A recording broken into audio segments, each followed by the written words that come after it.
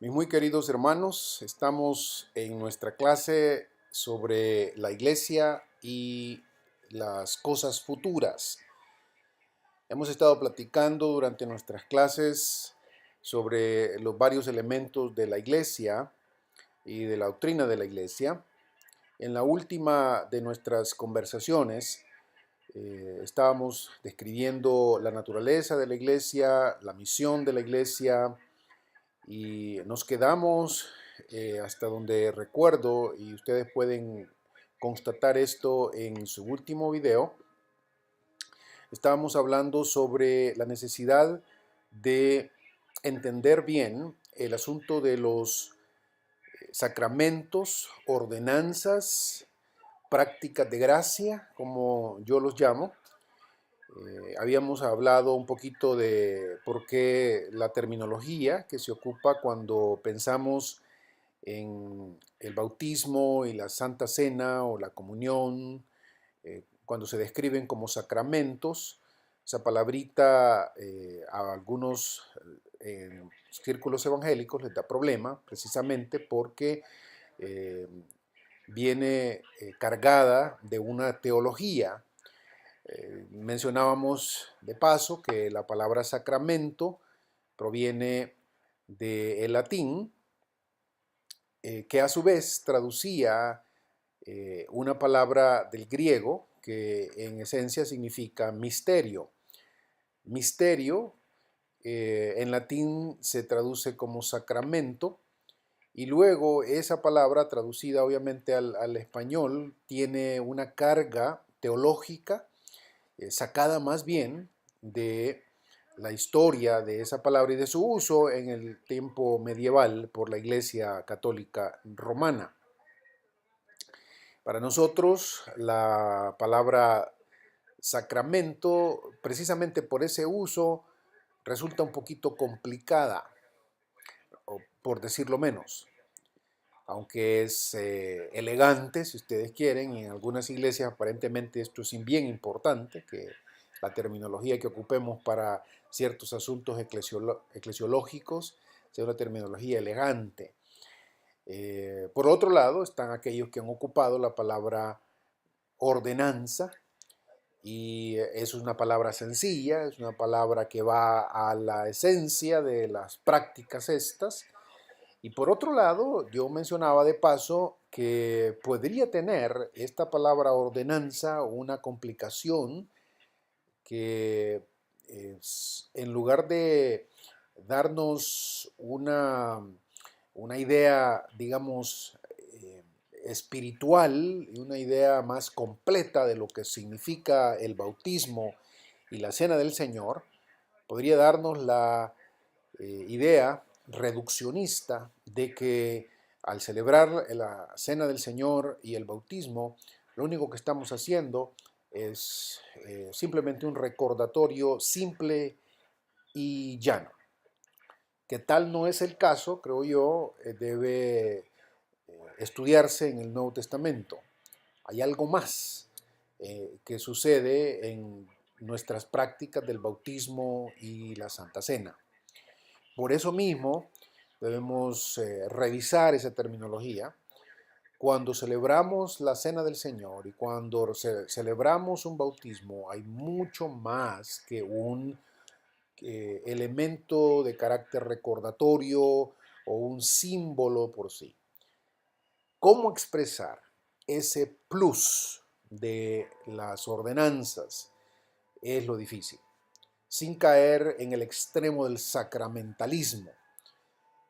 Pero debemos reconocer que también al no hacerlo, estamos cayendo en el otro extremo, un extremo de reducción, dejar las prácticas de gracia, como son el bautismo y la cena del Señor, a nivel de simple recordatorio, no le hace justicia a lo que el Nuevo Testamento nos enseña sobre ellas.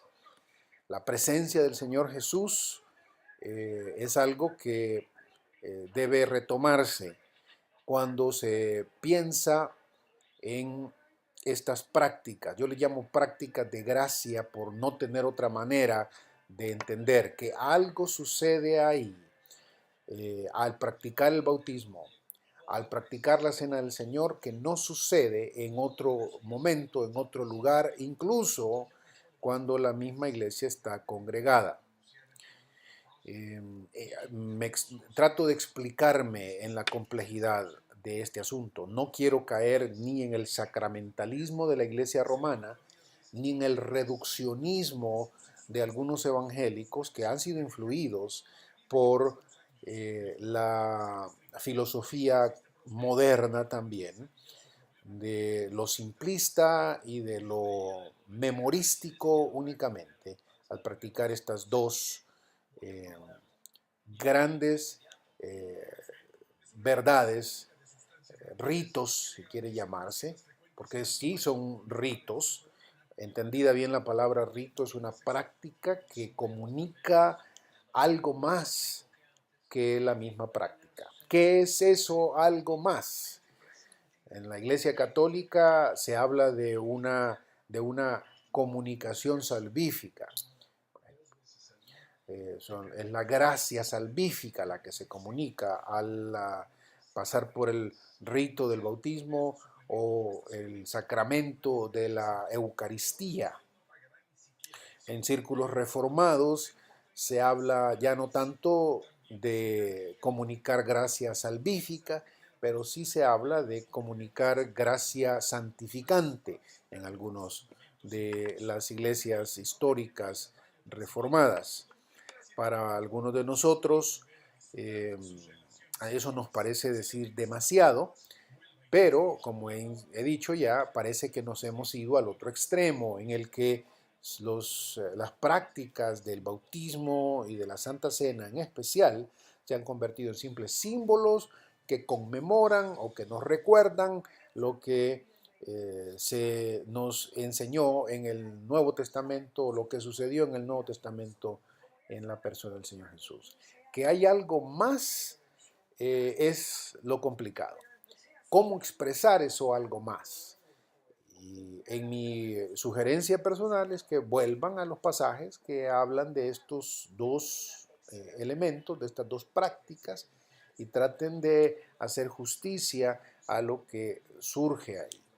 Mi propia opción es llamar a estas prácticas prácticas de gracia, porque hay un elemento de gracia aquí, inclusive si yo no puedo describirlas como gracia salvífica o gracia santificante. La presencia de Dios en medio de nosotros de una manera especial nos hace recordar que lo que estamos practicando en el bautismo y en la cena del Señor va más allá que un simple recuerdo. La presencia del Señor, más allá de cómo es esa presencia. No quiero en este momentito entrar a si, por ejemplo, en la cena del Señor, si la presencia de Dios está en el pan, con el pan, o en el vino, o con el vino, o si está abajo del vino, esa discusión clásica la que ustedes han tenido tiempo de leer ahí, o si el pan se convierte en vino, tal como la teología medieval de la teología católica ha querido enseñar por ya varios siglos. No es eso a lo que me refiero. A lo que me refiero es que, queramos o no, la práctica del bautismo y la práctica de la cena del Señor enseñan la presencia de Dios, la presencia de Cristo de una manera especial. Y la presencia de Cristo de una manera especial habla de gracia, habla de algo que debe repetirse y debe hacerse en obediencia, porque al hacerlo tenemos con nosotros, con la iglesia, de una manera especial, la presencia del Señor. Bautismo y cena del Señor. Nos quedamos con esas dos prácticas de gracia, aun cuando la iglesia romana tiene varias otras eh, prácticas que considera sacramentos, y nuestra razón para no hacerlo, junto con los reformadores Calvino y Lutero, es que cuando esas prácticas, otras prácticas, se sujetan a la autoridad de la Escritura, ninguna de ellas parece tener respaldo para ser llamada o para tener el mismo lugar que la cena del Señor y que el bautismo tienen en la vida de la iglesia. el sacerdocio, la familia. Esta semana estuve leyendo a Calvino un poco y a Lutero un poco sobre esto y la crítica central otra vez de por qué no reconocer el matrimonio, por ejemplo, como un sacramento, es porque la Biblia, aun cuando se ocupe a Efesios capítulo 5, por ejemplo, para hacer base de que el matrimonio es un sacramento, en realidad lo que Pablo dice en Efesios capítulo 5 no nos autoriza a pensar en que el matrimonio sea o deba ser considerado como una ordenanza o un sacramento en el sentido romano otra vez. Eso no significa que el matrimonio no sea una bendición. Eso no significa que el matrimonio como tal no sea algo establecido por Dios y que en él hay gracia de Dios para aquellos que lo practican, para aquellos que han pasado por él. Entonces nos quedamos con bautismo y con cena del Señor y no agregamos tampoco dentro del PowerPoint que les enseñaba y que tienen en sus notas, eh, no incluimos dentro de estas prácticas de gracia, estas ordenanzas, el lavamiento de pies, aunque reconocemos que hay un elemento que hemos descuidado en el lavamiento de pies. El lavamiento de pies que nos explica y se enseña en Juan capítulo 13, por la Iglesia Católica Romana otra vez se ha convertido en un rito especial, simbólico, en el que la curia, frecuentemente los obispos o algunas veces en el año el Papa, de manera simbólica, en frente de un montón de gente, con, eh, eh, con atuendo especial, con vasijas especiales, hacen esta representación del lavado de pies como un símbolo de humildad del que la practica. Y en nuestras iglesias evangélicas a veces se ha tomado ese tipo de práctica también de la misma forma. No se practica rutinariamente, tal como se practica el bautismo y la cena del Señor, pero de vez en cuando no es extraño encontrar a un predicador haciendo algo parecido, sorprendiendo a un hermano de la iglesia en una predicación, llamándolo al estrado, llamándolo a la plataforma, haciéndole que se quite sus zapatos y lavar los pies enfrente de la congregación para ejemplificar humildad y servicio.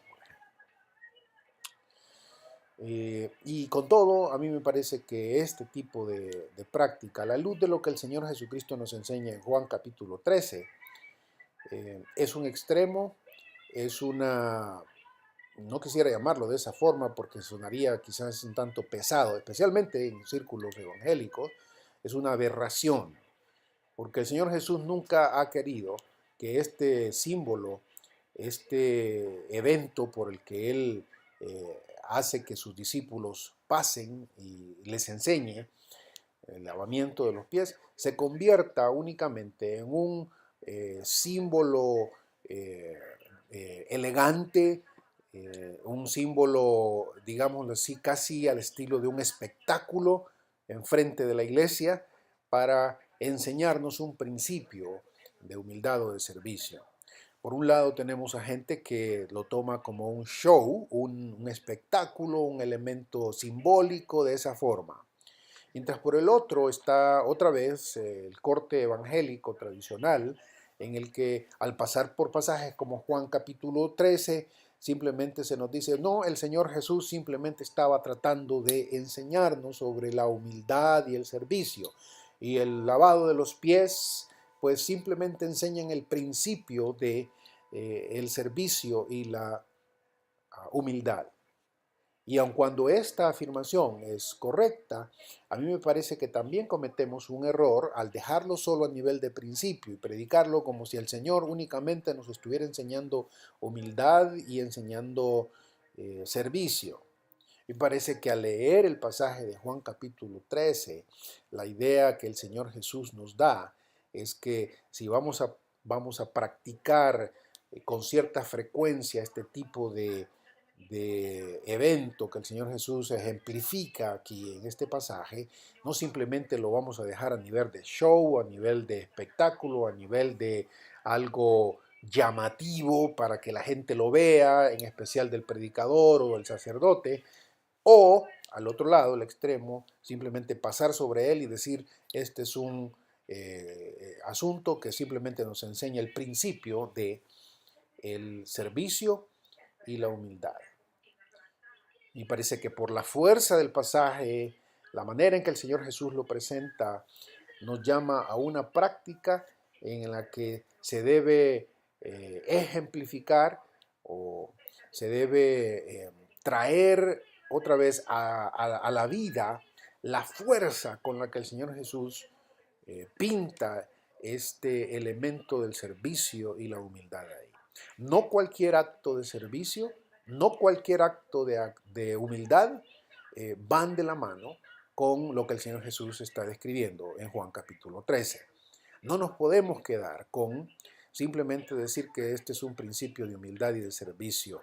Debemos ejemplificar y los hermanos creyentes deberían estar dispuestos a ejemplificar cotidianamente si es posible o de una forma eh, digamos así, rutinaria cada cierto tiempo, poner en práctica, en función, lo que el Señor Jesús nos enseña ahí con la misma fuerza que, que se refleja ahí.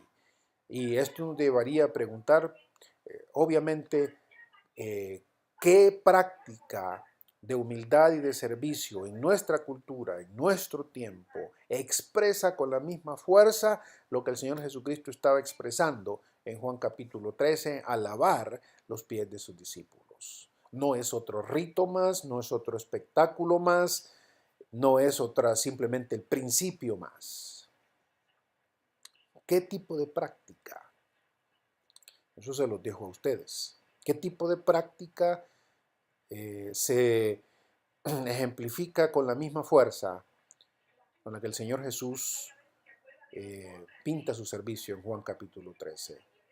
Servicio de un sirviente, de un esclavo, que deja su dignidad, digamos, el individuo, la persona que lo está haciendo, abandona su dignidad para servir y para hacer algo que solo un esclavo, un sirviente hace, no a hermanitos que tienen sus pies en calcetines y en calcetas dentro de sus zapatos, sino pies maltratados por el tiempo, por la suciedad, por el polvo, por el camino áspero en el entonces de la Palestina del Señor Jesús.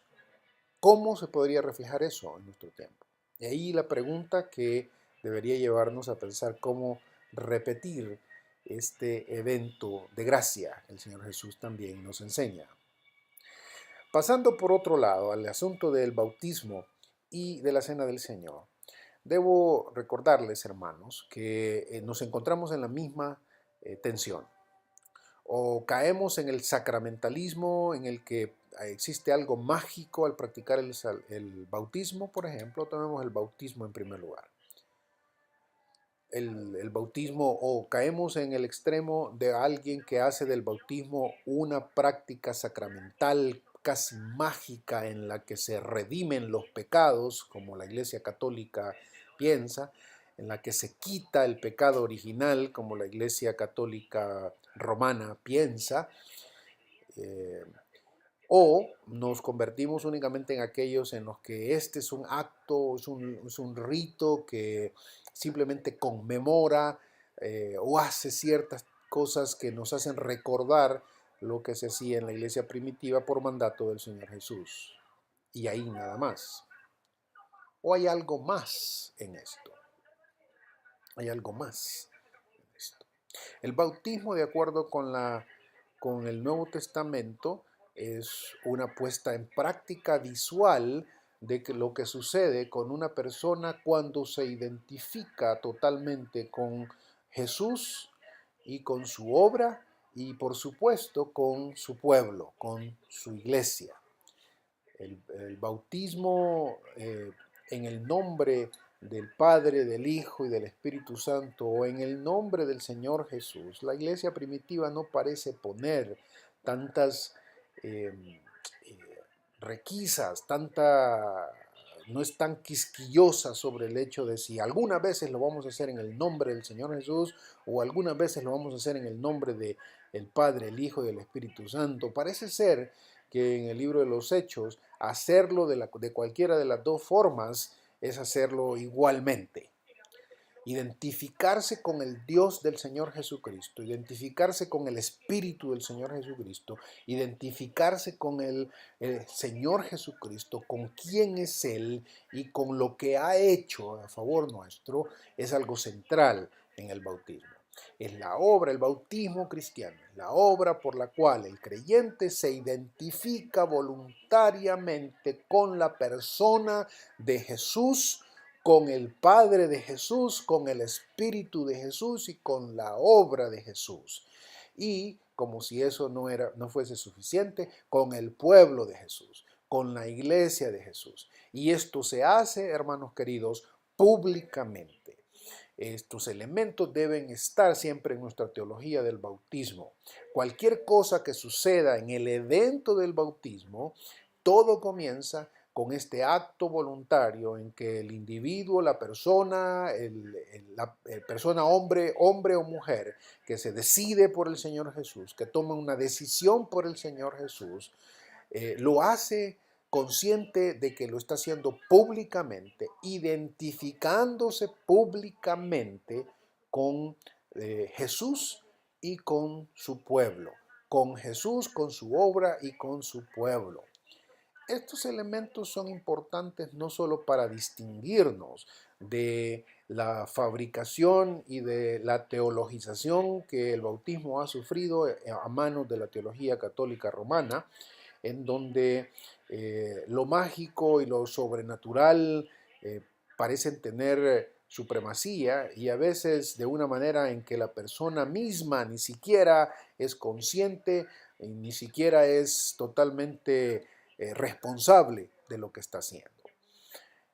Nos recuerda al leer Agustín, por ejemplo, uno de los responsables, con todo el respeto que Agustín de Hipona, un gran hombre de Dios, nos supone, que al llegar al tema del bautismo en una de sus cartas más importantes sobre el asunto, le recuerda a la persona que le está escribiendo esta carta que el bautismo debe hacerse muchas veces hasta de forma forzada, y trae a cuento aquella parábola del Señor Jesús en donde la invitación a entrar al reino de Dios debe hacerse e inclusive aquellos con necesidad debe forzárseles a meterse en el reino de Dios. Completamente por otro lado, diríamos nosotros, por lo que leemos en el libro de los Hechos. Sin embargo, el bautismo es respuesta voluntaria y consciente de la persona que se quiere identificar con Jesús públicamente, no importa lo que le cueste. En el primer mensaje del apóstol Pedro en Jerusalén, apenas unos días, unas semanas de la crucificación de Jesús y de su resurrección, Pedro invita al pueblo de Israel a arrepentirse y a bautizarse en el nombre del Señor Jesús, a identificarse con el nombre del Señor Jesús. Hacerlo en ese momento era poner su vida en peligro. Aquellos que lo harían estaban siendo y deberían ser conscientes de que públicamente reconocer a Jesús como el Hijo de Dios, muerto a mi favor y muerto injustamente, incluía una tremenda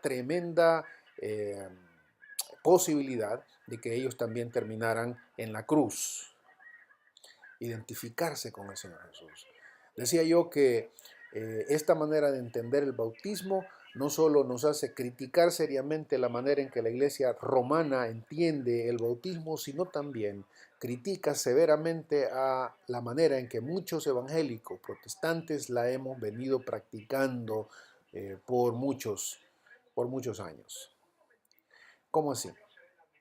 Bueno, si usted se fija en lo que acabo de decir sobre el bautismo como una práctica pública de identificación con Jesús, frecuentemente la iglesia practica el bautismo en un lugar cerrado, testificándose a sí misma únicamente dentro del círculo de creyentes.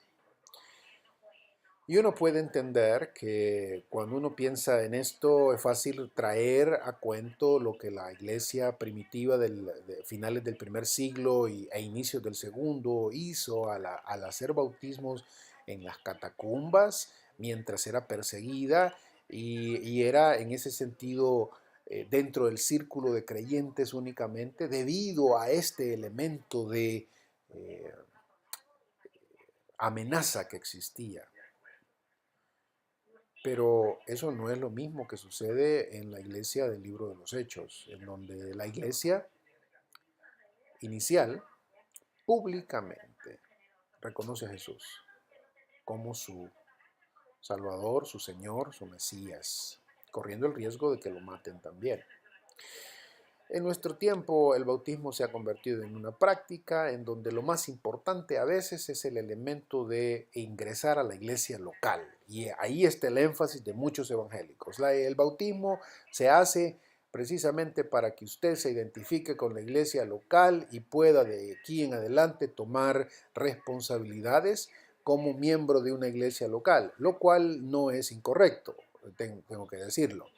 Pero si nos quedamos solamente con ese elemento, hemos perdido gran riqueza de lo que el bautismo tiene que decirnos, tiene que enseñarnos.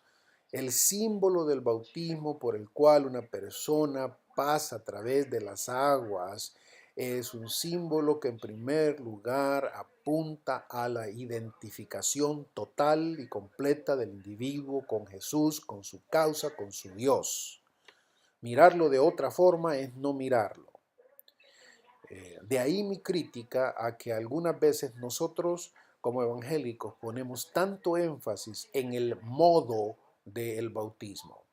El modo del bautismo es importante en la medida en que comunica esta identificación total de la persona que se bautiza con Jesús, con su obra, con su Dios.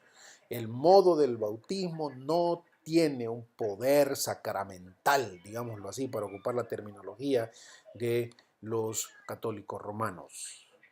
Que la mejor forma de hacerlo sea el bautismo por inmersión, no queda duda si tomamos en cuenta lo que acabo de decir.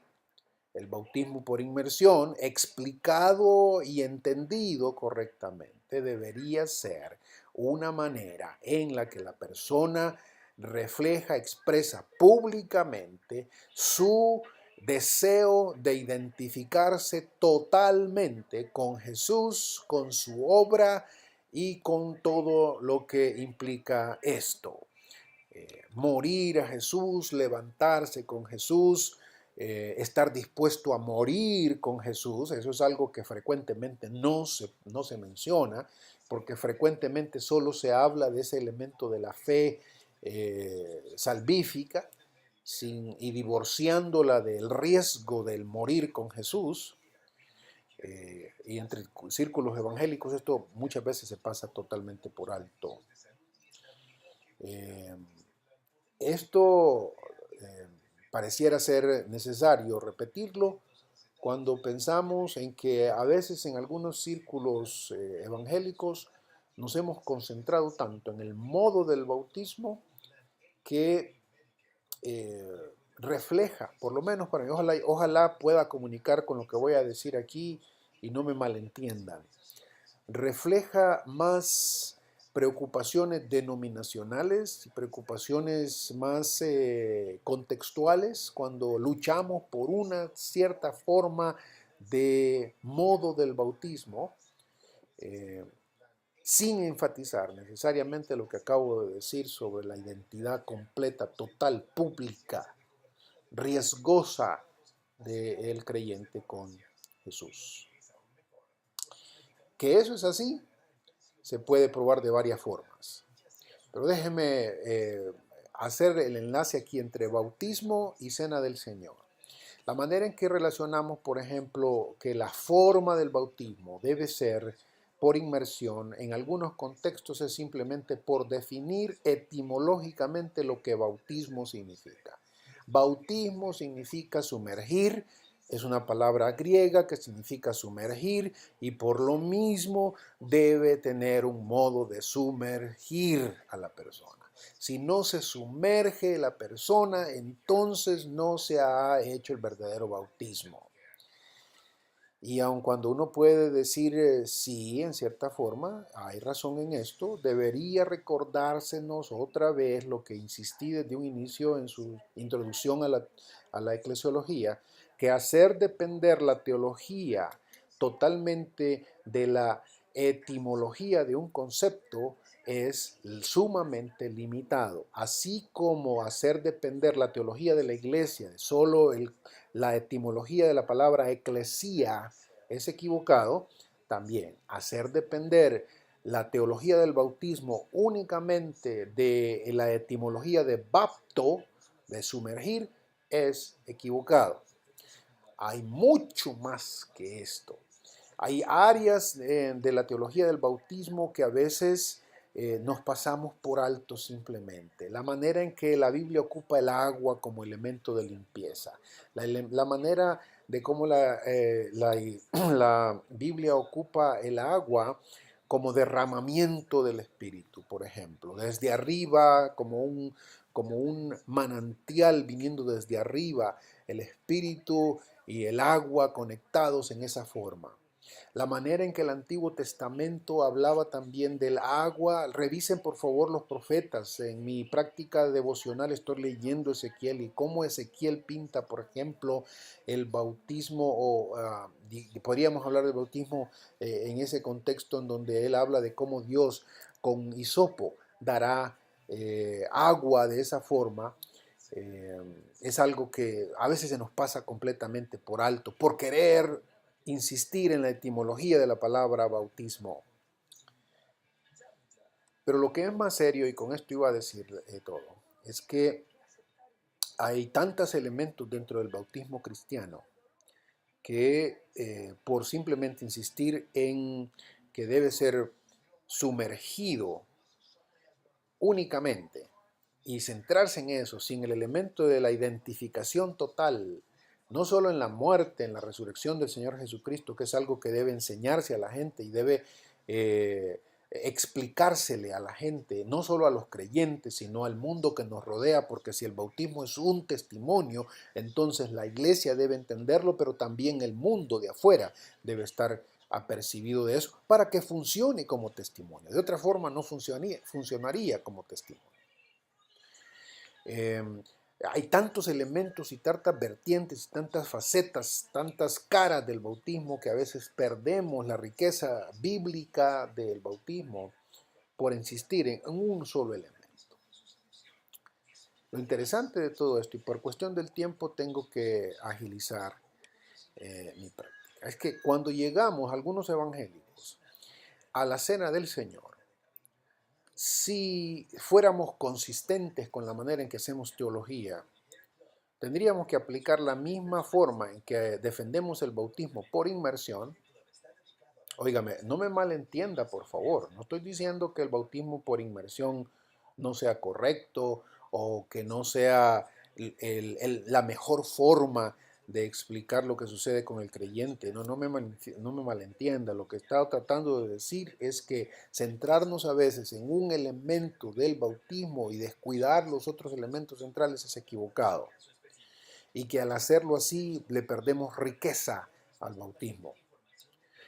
Y que esto es equivocado se nota por la manera en que tratamos ahora con la Cena del Señor. La Cena del Señor, la Eucaristía, llamada así correctamente, por eso es un término bíblico, Eucaristía, viene de ese verbo griego en el que el Señor Jesús da gracias y por la comida, por el pan, por la cena. Es una palabra que se repite varias veces en los evangelios, en donde el Señor Jesús da gracias por lo que va a suceder en la cena pascual que él celebra con sus discípulos y en lo que significa su entrega por nosotros. gracias a Dios. Eso significa Eucaristía, una acción de gracias en ese sentido.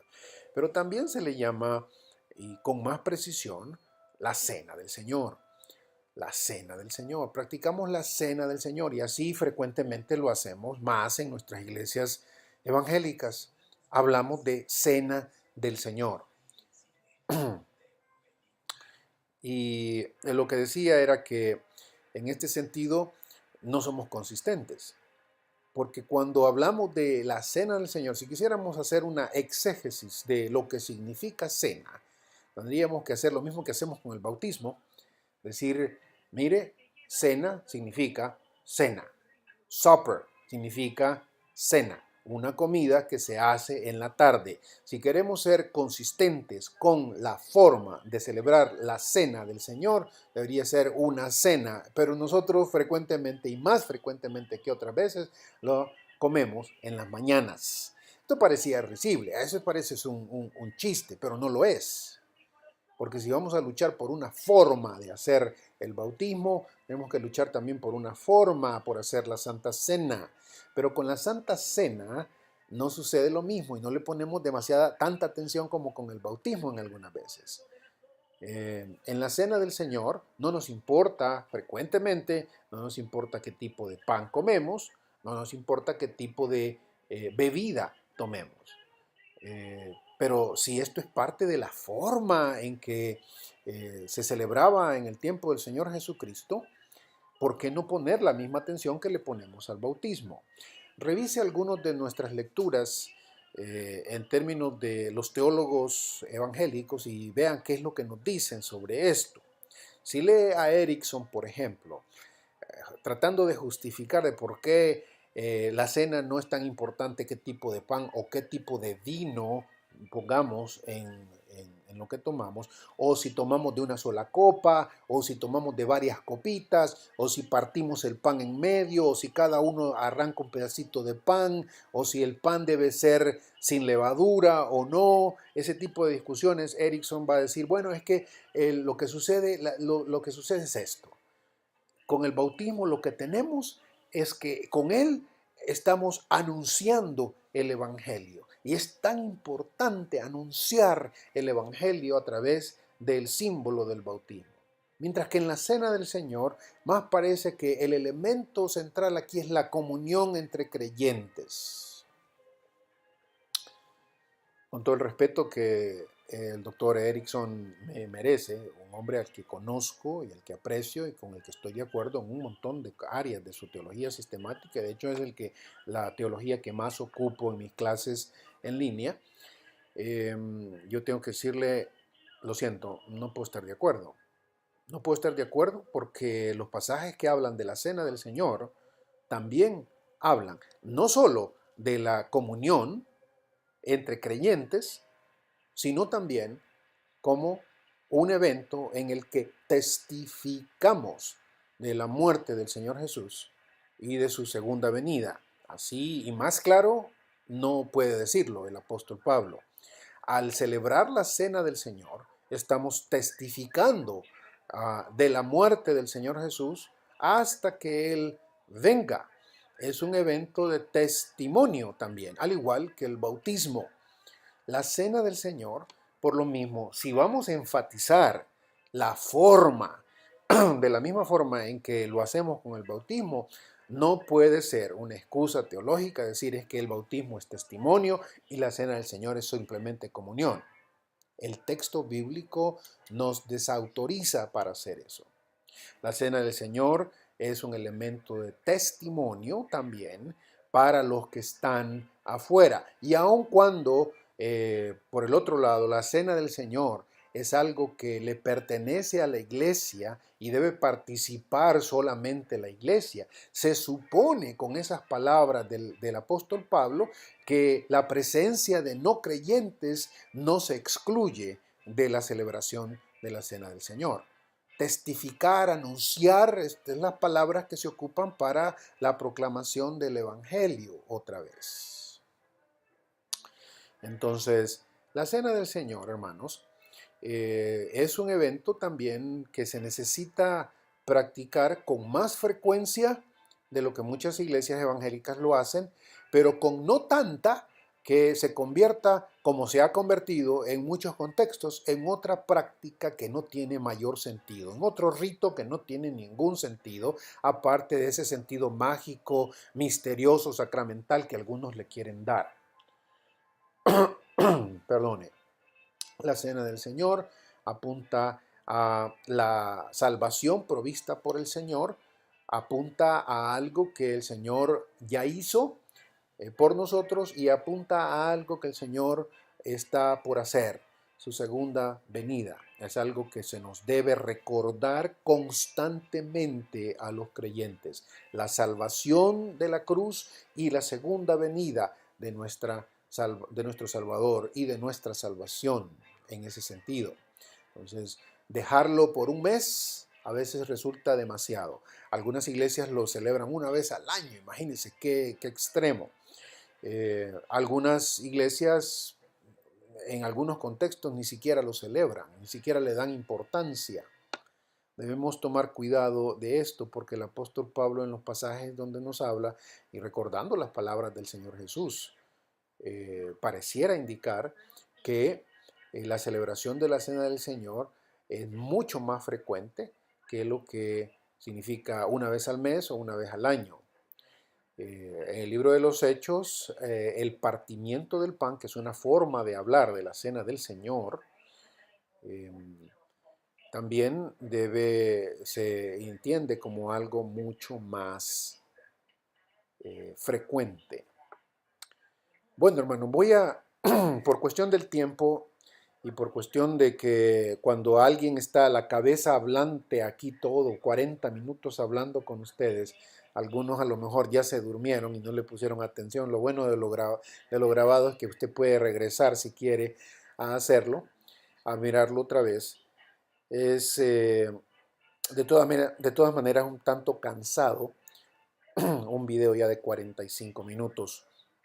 Voy a terminar con este video recordándoles que el próximo voy a estar hablando ya sobre algunas cosas de escatología y como siempre mi deseo con estos videos no es repetir lo que ustedes tienen en sus notas, sino simplemente ir al centro de algunas cuestiones importantes que ustedes deben aprender en nuestra clase.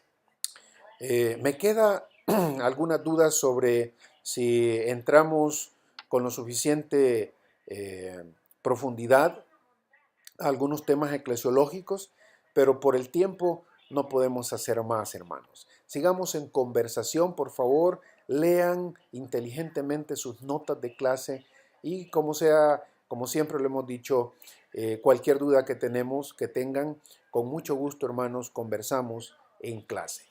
Que el Señor me los bendiga. Hasta la vista. Hasta pronto. Cuídense mucho.